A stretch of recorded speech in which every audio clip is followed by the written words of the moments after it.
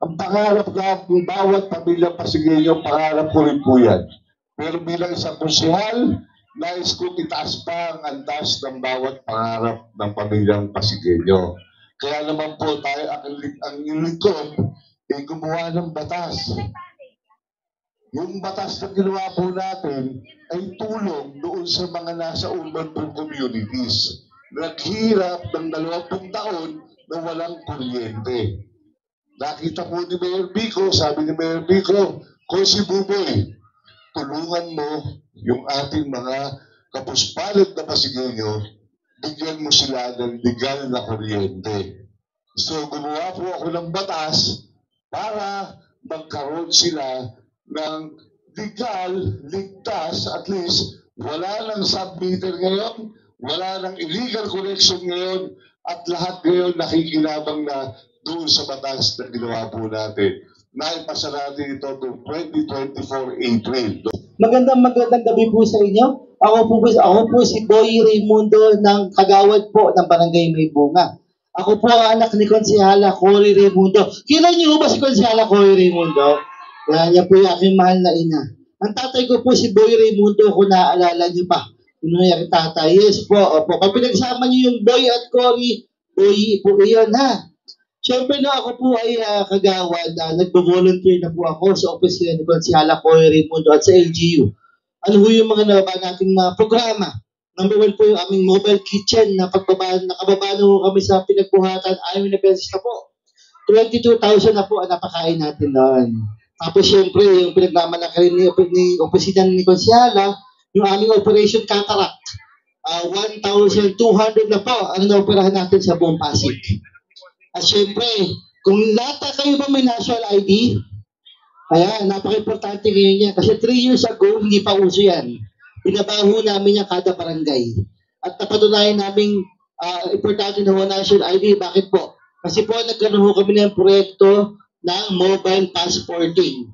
Tinatanggap na po ang national ID sa pagkuha ng passport. 1,600 na po ang nabigyan natin. Natulungan natin magkaroon ng passport sa buong Pasig. Councilor Maru Martirez! I saw the lights in the night when I passed by your window. I saw the flickering shadows of love on her light.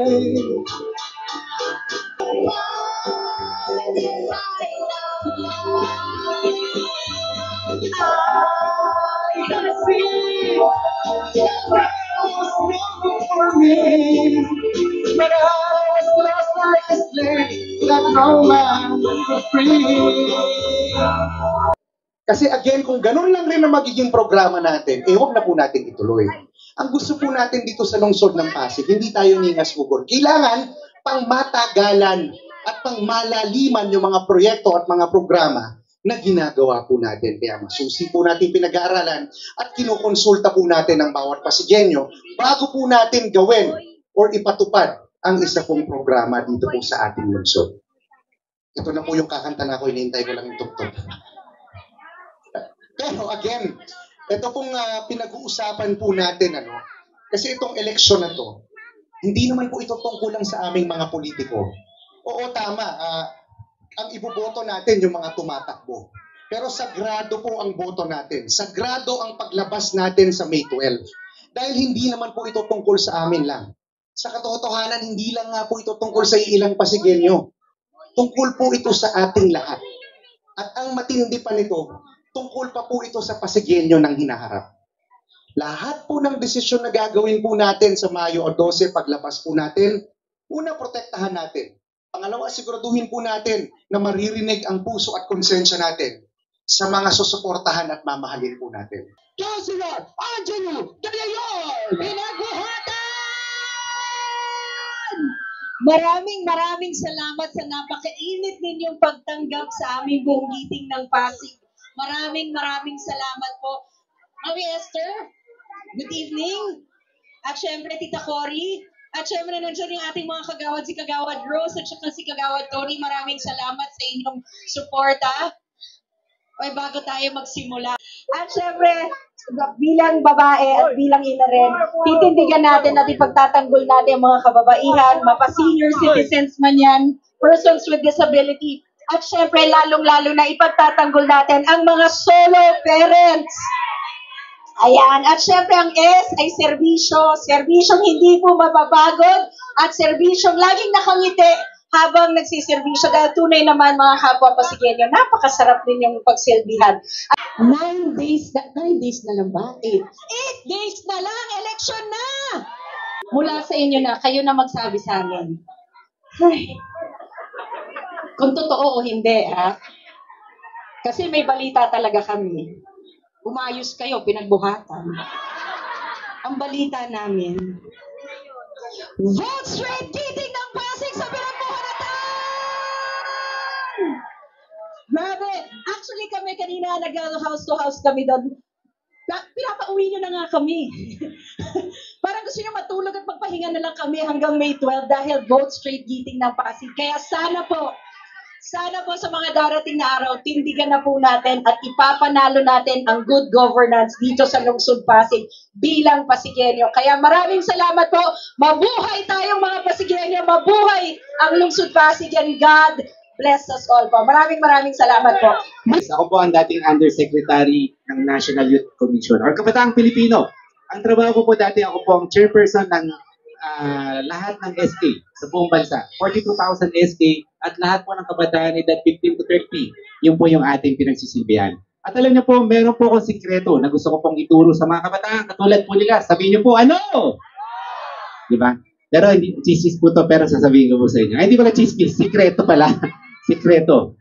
Alam niyo po kasi ako po ay nakapagtapos ng pag-aaral ng kolehiyo sa San Beda. Libre po matrikula, libre tirahan, at libre pagkain. Diba? So, paano po natin nagawa po yun? Sabihin niyo po, paano? Diba? Kasi po ako ay varsity player. Athlete.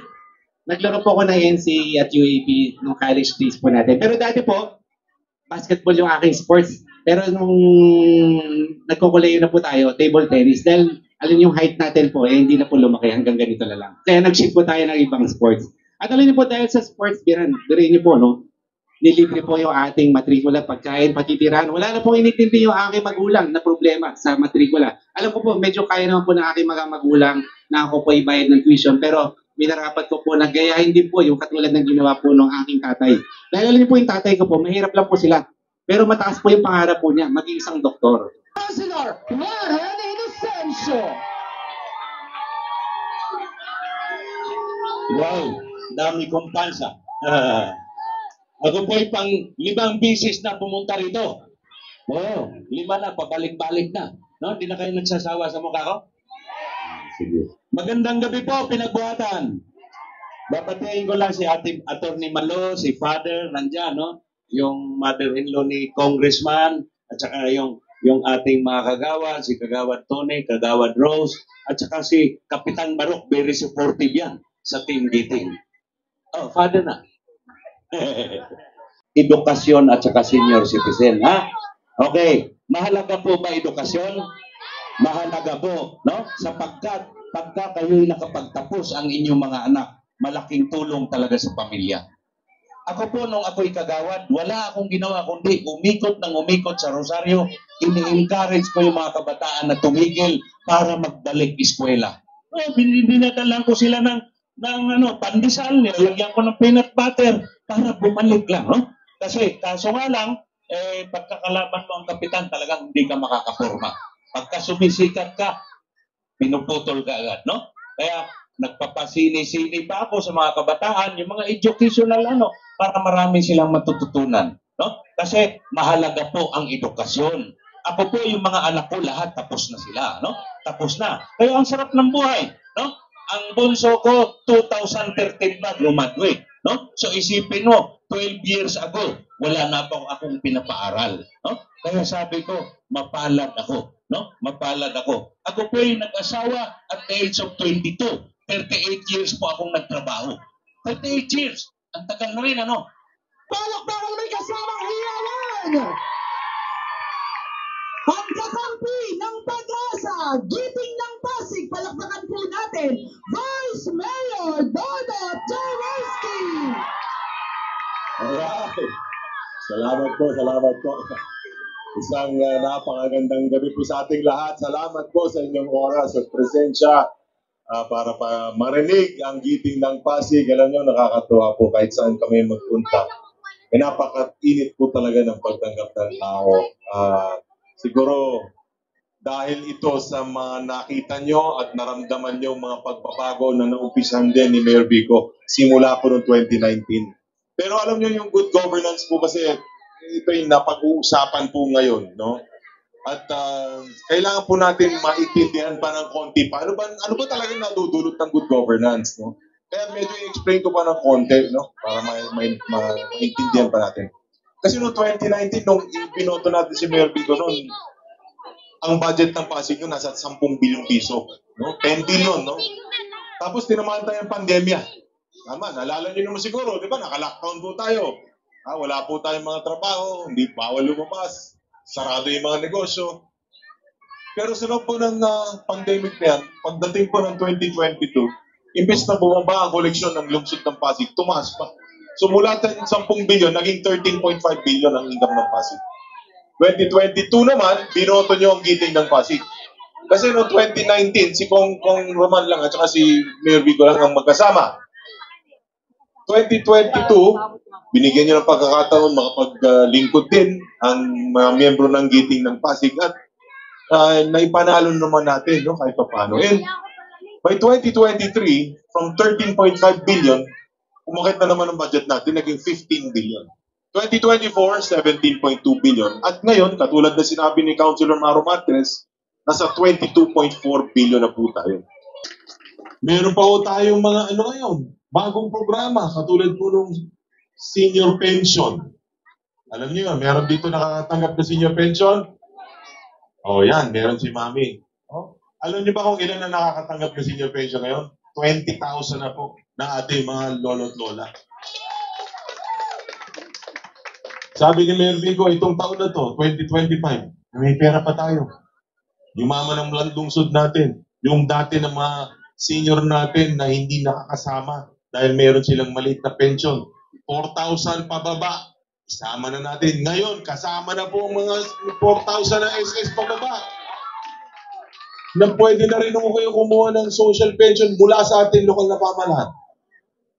Yung ating octogenarian, alam niyo yon?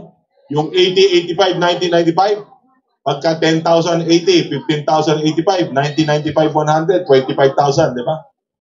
Yan po ang aking trabaho. Kaya makikita po ninyo, dun sa pink na pamaypay na pinamimigay ko, sinulat ko na po dyan lahat ng batas na nagawa natin. Isang batas na lang po na gusto kong magganap ngayon ang babanggitin ko. Gusto ko po na maamyendahan yung K-12 law. Ang problema po, syempre, hindi pa natin agad nagawa ngayon. Pero sa amin, pasado na ang third and final reading. Ang Senado, in fairness, dinidinig nila. Ano po yung amendments na gusto nating gawin? Una, pagkatapos ng grade 10, gusto natin may dalawa na lang pagpipilian yung mga bata pagtapos ng grade 10. Yung una, pwede siyang tumuloy ng grades 11 and 12. Pag tumuloy siyang 11 and 12, bago magkolehiyo, pwede yun. Pero, ngayon, ang mangyayari, ang sabi ko sa DepEd, una, wala ng strand, wala ng tracks. Pangalawa, bawasan na natin yung subjects. Hindi na 31, 8 na lang. 4 sa grade 11, 4 sa grade 12. Yung 8 subject na yan yung nahanap mo sa first year college na GE subjects. Para yung bata, pag pinasan niya yung 8, ibig sabihin college ready na siya. Tapos pagdating ng kolehiyo ngayon, pwede siyang kumuha ng advanced placement exam. Pag pinasan niya yun,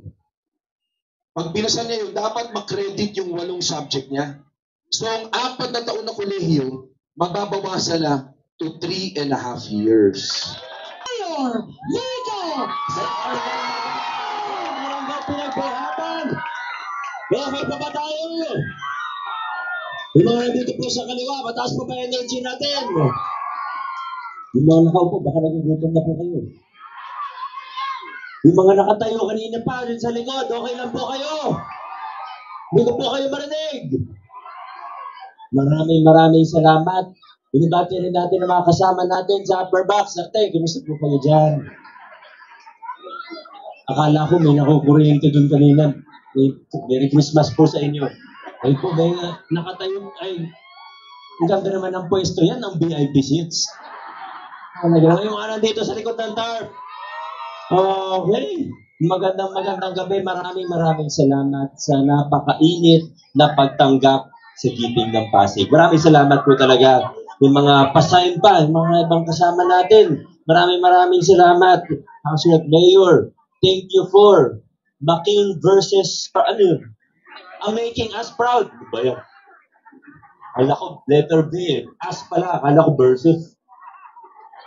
Maraming salamat. May mga print out pa ng picture. Ito lang. Ba't yung tsura ko dyan? Parang pilyo. Huwag kayong maniwala dyan. Mabait po talaga ako. Maraming salamat. Alam nyo, ang layo na po ng narating natin bilang isang lungsod.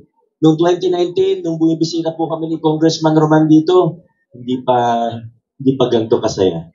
Aminin nyo po, marami sa inyo, medyo kinakabahan pag dumarating kami ni Kong Roman noong 2019. Lalo na yung mga opisyalis ng mga iba't ibang samahan. Pag dumarating kami talagang kinakabahan, natatakot. Madalas sinasabi po sa amin, Konsi, Vico, pasensya na. Kong, pasensya na. Pag nakita kasi may picture na magkasama tayo, wala nang bayong yung organisasyon namin. Minsan sinasabi, naku, yung anak ko na scholar, baka mawalan ng scholarship. Mas madalas namin naririnig, naku, hindi tayo pwede makita magkasama. Baka pag-initan ako ng City Hall, baka pag-initan ako ng barangay. Madalas po namin marinig yan. Pero ngayon, fast forward, 2025 na po ngayon. Tinalikuran na natin yung estilo ng takutan. Inayawan na natin yung palakasan system. Simbolo natin dito, wala na pong iba, kundi ang ating pamaskong handog. Paboritong simbolo natin ng pagbabago. Nakatanggap po ba tayo ng... Pero ang totoo, ito po, simpleng halimbawa lang naman yung pamaskong handog. Maliit na bagay kung tutuusin. Pero malalim yung pinanggagalingan natin dito. Malalim yung hugot natin sa pamaskong handog. Ang ginawa po natin ngayon, sa simpleng halimbawa na ito, pinakita po natin sa bawat isa na pwedeng magkaroon ng pamahalaan na pantay-pantay ang tingin sa bawat isa. Hindi tayo tatakutin, basta para sa atin, wala nang maraming kondisyon pa. Hindi tatanungin kung sinong kasama mo sa politika, hindi tatanungin kung kakampi ka o kalaban, basta ikay residente ng Pasig, pare-pareho tayo, pantay-pantay tayo sa mata ng ating pamahalaan. Hindi po biro yung mga pinakilala nating pagbabago. Nabanggit po yung pinapos natin yung takutan, palakasan. Pero alam niyo naman po yung pinakamatinding pagbabago na ginawa natin simula 2019 ay yung paglilinis ng pamahalaan natin. Kaya alam niyo sa totoo, hindi tayo dapat magulat kung may iilan na parang higil na higil. Narinig yung sinasabi ni Vice Mayor Dodot kanina, di ba? Mga namumuhunan para maupo. Magastos ng milyon, hindi lang milyon kundi bilyon. Sa totoo, medyo kulang pa po yung nabanggit ni Vice Mayor kanina kasi nabanggit na yung mga pinamimigay na ayuda. Totoo po yung sinabi niya, sobrang laki na po na, baka umaabot na po ng bilyon yun. Pag kinumpute, pag kinuwenta natin. Pero, pwede natin sabihin na sige, nakakatulong naman. Pero yung mga iba pang gastos, billboard, alam niyo kung magkano ang billboard? Sa C5, kung nadadaan po kayong C5, wala kang makukuha doon na billboard na 100,000 or 200,000 pesos lang. Alam po namin kasi nakikita po namin yan kung magkano dinideclare sa tax ng mga kumpanya na nagmamayari ng billboard. Wala kang makukuha ng 100,000, 200,000. Pag gantong umaabot ng milyon yun kada buwan. Billboard pa lang yun. Ano pa yung ibang gastos? Ano pa yung mga nababalitaan ng mga nakaipit-ipit? May nabalitaan po ba kayong ganun? Kanina may nabalitaan kami ni Kong, hindi kasi hindi pa namin confirm. Confirm po ba yun? Magkano po? 500? Meron? 1K meron? Totoo ba yan? May narinig ako kanina, 1.5 daw. Totoo po ba yun? Kanino binibigay? Inaabot lang, ganun? Sa Toda po. Ano ba? May 1.5 pa daw. So baka sabihin nung na 500 lang natakto. Yung parang nalubi ako ulit. Mali. Pero isipin niyo po kung ilan yung binibigyan.